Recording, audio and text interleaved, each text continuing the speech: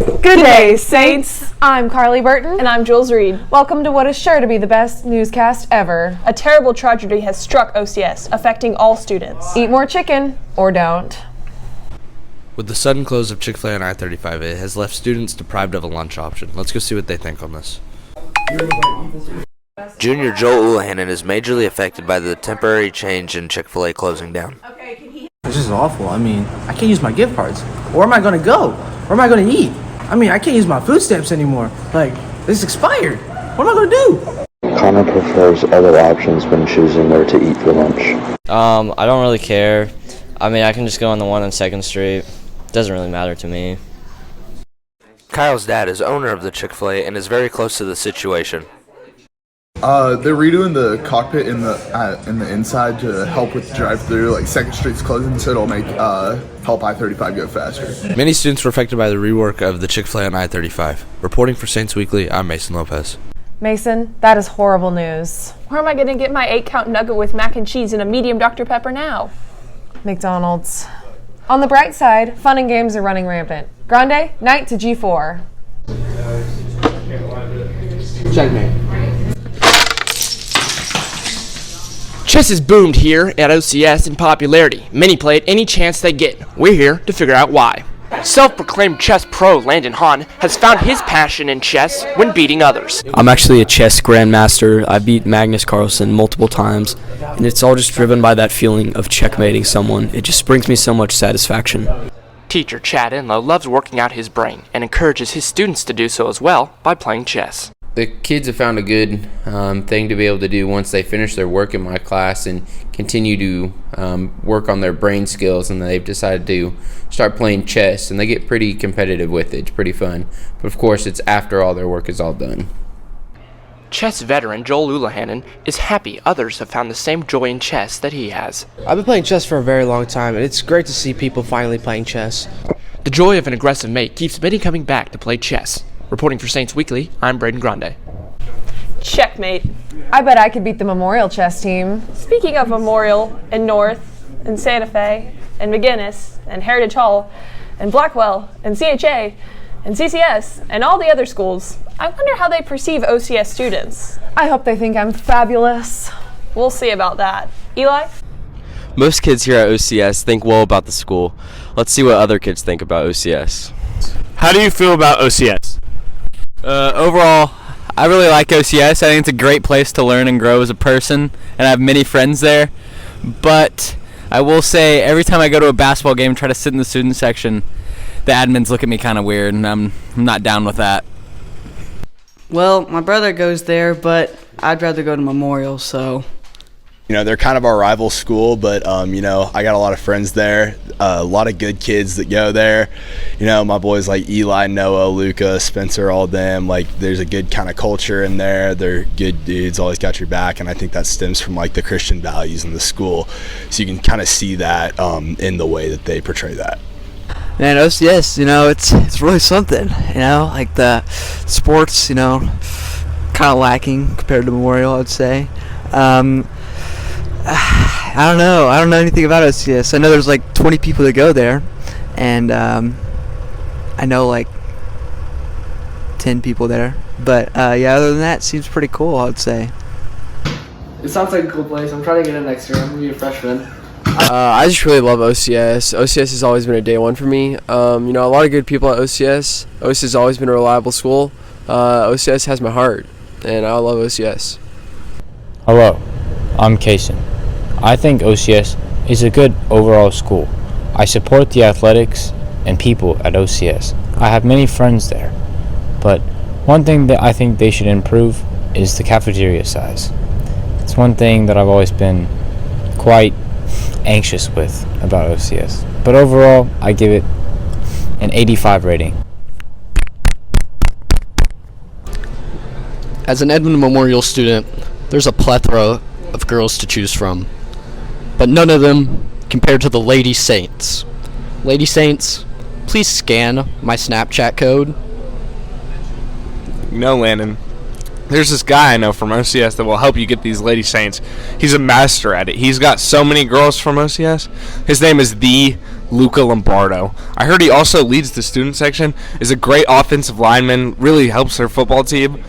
I mean, what more can I say? He's a legend, man. Sounds like such a great guy. I'll have to meet him soon. What a legend. OCS, we out. It seems like OCS has a good reputation throughout Edmond. Reporting for SaintsWeekly, I'm Eli Schrader. Cool.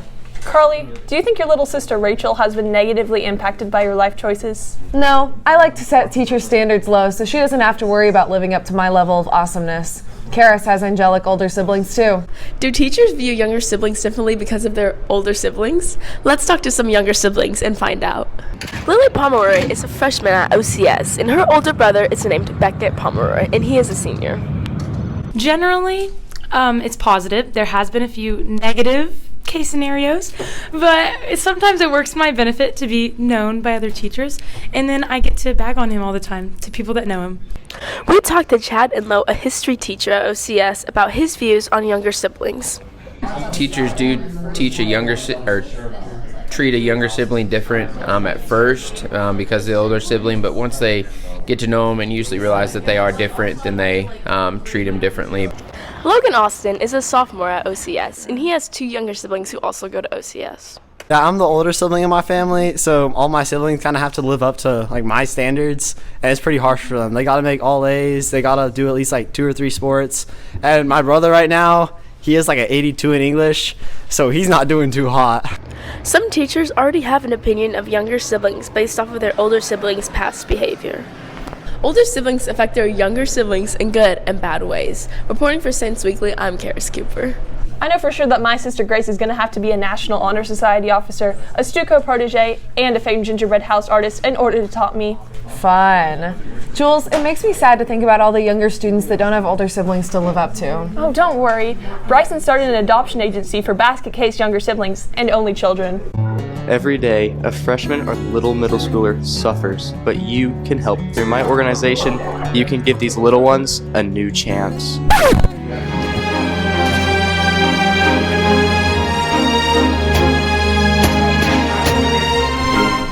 Homework takes a lot of my time. Just makes me mad because some questions just make me feel lonely and depressed.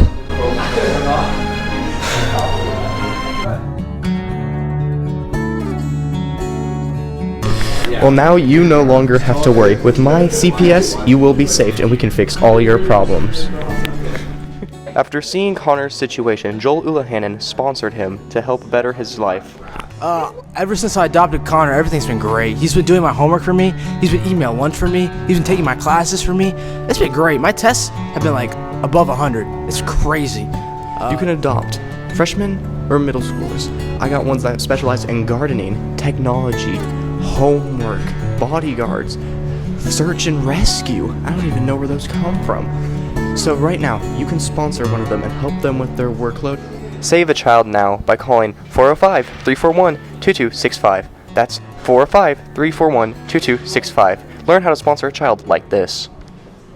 Seeing their faces light up when an upperclassman adopts them, it warms me up like fresh out of the oven chocolate chip cookies. I can smell the Nestle Toll House now. Yummy.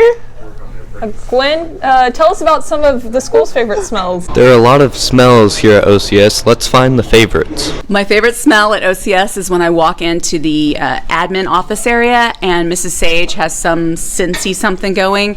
It smells divine. I find the microphone being delightful. Every day when I get interviewed, I look forward to the sweet, sweet aroma of this microphone. You know, I really like the smell of like the school. It's just so. Okay, so it's a pretty difficult question, but I think I'd say my favorite smell at OCS would have to be the library.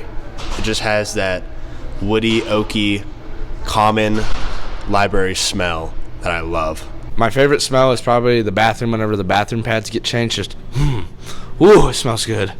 I love the smell of Chad Enlow's room. It makes me feel at home, you know. It makes me remember like the tribes and all that. Like the smell of Gray Franklin. He smells pretty nice when he showers, but sometimes he stinks because he doesn't shower. My favorite smell here around OCS is the fresh cut grass of the football field. Smell, I have no clue. I mean, everything kind of just smells like homework. I don't know. It seems OCS is very smelly. Reporting for Saints Weekly, I am Gwen Mullen. My favorite smell is fresh tennis balls. There's nothing like popping open that can and taking a big sniff of those chartreuse spheres. I just like vanilla. Or the popcorn at the concession stands during the basketball games. Speaking of basketball, Kyle shot some hoops with the boys to get the scoop. As spring sports are starting up, one winter sport is still going as they're making a deep playoff run. Easton Brant is one of the Saints' biggest fans and shows up to almost every game. We absolutely destroyed them, so it was great. It's pretty inconvenient, though. I was really tired. Braden Grande played for the Saints junior varsity basketball team, and now he commentates for the sports website. Really fun time, and I just enjoyed the brotherhood that we had, and all the teammates just really helped, and they were all great. A new member of the Saints staff, Eric Gomez, has helped prepare for the games. I'm usually in charge of setting up the gates, the concession stand, making sure all the technology is working and making sure everything's ready for that. The Saints started off with a big win on Saturday. Hopefully they could carry that momentum into the state playoffs later this week. Reporting for Saints Weekly, I'm Kyle Harjo. I think our team is going places with Luke Gray and Carson Jones' basketball skills. Someone ought to give him a candy bar for all those scored points. Speaking of Snickers, Landon tested the school's insatiable desire for candy bars.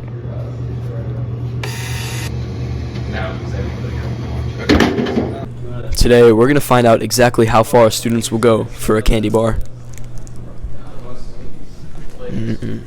T. Strauss. Yes. What would you do for this candy bar? I'd probably suck the chrome off the doorknob. Anything. I would just probably buy it. The most common sense to do instead of doing something. Dude, I would do a lot of things for some candy right now. I'm kind of on a bulk, and candy is, I don't know what I'd do, bro. What would you do for this candy bar? Honestly, dude, I would just do a 24-hour overnight challenge in Mr. Enlow's room. Anything for that Snickers, bro.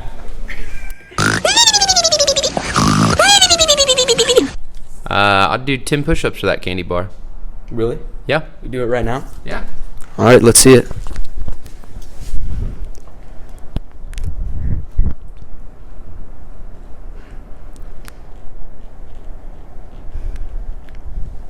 Okay. Ask for it, probably. That's about it. No. Ah, man, nothing. I'm allergic to them nuts in there. Bar. I'll give you $1. They're $1.25 in the vending machine. Right now! I'll give you $1. Wow, people will go pretty far for just a candy bar. Reporting for Saints Weekly, I'm Landon Haunt. There isn't much I wouldn't do for a sweet, sweet candy bar. Same. I've done some wild dares. If you want more entertainment like this, tune in next week for another episode of Saints Weekly. Bye!